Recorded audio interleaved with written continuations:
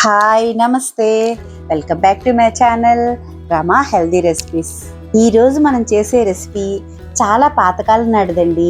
ఇదేంటంటే ఉప్పుడు పిండి. దీని రుచి అంటే చాలా అమోఘంగా ఉంటుందండి. దీనిలో వాడే ఇంగ్రీడియంట్స్ కూడా చాలా ఆరోగ్యకరమైనవి. దీన్ని తయారు చేసుకోవడం కూడా చాలా ఈజీగా 10 నిమిషాల్లో చేసేసుకోవచ్చు. ఇది ఆరోగ్యానికి మంచిది.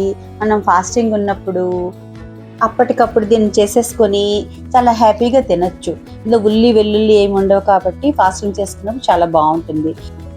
బ్రేక్ఫాస్ట్గా డిన్నర్గా కూడా దీన్ని చేసుకోవచ్చు. ఇంత ఈజీగా చాలా బాగుంటుంది, చాలా టేస్టీగా ఉంటుంది. ఇంత ఈజీగా చేసుకోగలిగే ఉప్పుడు పిండిని ఎలా చేయాలో చూద్దామా. దీనికోసం దళసరిగా ఉండే ఇత్తడి గిన్నె పెట్టుకోవడం వల్ల ఉప్పుడు పిండి చాలా బాగా వస్తుందండి. ఈ గిన్నె బాగా వేడెక్కిన తర్వాత ఇందులోని వరి నూక తీసుకోవాలండి. 3 గ్లాసులు వరి నూక తీసుకుంటున్నాను. అది చిన్న గ్లాసుతో 3 గ్లాసులు వరి నూక తీసుకొని దీన్ని కొంచెం పచ్చిపోయే వరకు కొంచెం వేయించాలి. వేయిస్తే అప్పుడు ఉప్పుడు పిండి చాలా కమ్మగా చాలా టేస్ట్గా ఉంటుంది. కాబట్టి కొంచెం వేసుకొని ఒక ప్లేట్లోకి తీసుకోవాలి. పచ్చిపోయే వరకు వేసుకొని ఆ ప్లేట్లోకి తీసుకొని ఇప్పుడు అదే గిన్నెలోని కొంచెం నువ్వుల నూనె వేస్తున్నానండి. నువ్వుల నూనె వేసుకుంటే ఉప్పుడు పిండికి చాలా బాగుంటుంది. ఈ నూనెలో శనగపప్పు వేస్తున్నాను. శనగపప్పు 2 టేబుల్ స్పూన్స్ వేస్తున్నానండి. శనగపప్పు వేయించుకున్న తర్వాత మినపప్పు టేబుల్ స్పూను. మినపప్పు వేసుకున్న తర్వాతని జీలకర్ర కూడా వేసుకోవాలండి. జీలకర్ర 1 స్పూన్ వేస్తున్నాను. జీలకర్ర 1 స్పూన్ వేసుకొని తర్వాతని ఆవాలు కూడా 1 స్పూన్ వేస్తున్నానండి. ఆవాలు వేసుకున్న తర్వాత ఇంగువ కూడా 1 స్పూన్ ఎక్కువగా వేస్తున్నానండి. ఆ స్పూన్ నిండుగా వేసుకుంటేనే ఉప్పుడు పిండి చాలా బాగుంటుంది. ఈ ఉప్పుడు పిండికి ఇంగు ఫ్లేవర్ చాలా బాగుంటుందండి.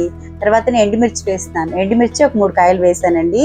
ముక్కలుగా చేసి వేసుకొని ఇవన్నీ కలిపి కొంచెం ఎర్రగా వేగిన తర్వాతని కరివేపాకు వేస్తున్నానండి. కరివేపాకు, ఇంగువ, జీలకర్ర చాలా బాగుంటుందండి ఉప్పుడు పిండికి.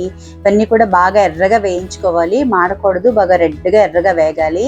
వేగిన తర్వాతని ఇప్పుడు నేను 3 గ్లాసులు నూక తీసుకున్నాను కదండి. ఇప్పుడు 9 గ్లాసులు వాటర్ వేస్తున్నానండి. ఒక గ్లాస్కి 3 గ్లాసులు వాటర్ వేస్తున్నాను. ఎందుకంటే మనం వేయించుకున్నాం కాబట్టి ఒక గ్లాస్కి 3 గ్లాసులు వాటర్, మొత్తం 9 గ్లాసులు వాటర్ వేస్తున్నానండి. తర్వాత పెసరపప్పు ఒక 1/2 బౌల్ వేస్తున్నానండి. 1/2 బౌల్ పెసరపప్పు వేసుకుంటే ఈ పెసరపప్పు ఉప్పుడు పిండికి మంచి టేస్ట్ ఇస్తుందండి, చాలా బాగుంటుంది. తర్వాతని కొబ్బరి కూరు ఒక 1/2 బౌల్ వేస్తున్నానండి. కొబ్బరి కూర 1/2 బౌల్ వేసుకున్న తర్వాతని ఇప్పుడు మటర్ కూడా ఒక 1/2 బౌల్ వేసానండి.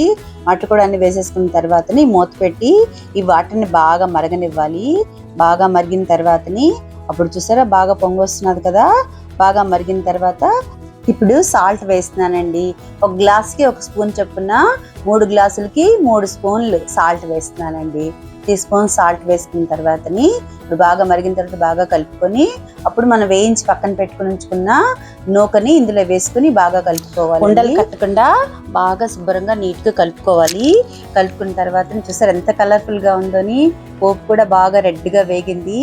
బాగా కలుపుకున్న తర్వాతని అప్పుడు మూత పెట్టుకొని దీన్ని ఒక 1/2 గంట సేపు బాగా మగ్గనివ్వాలండి.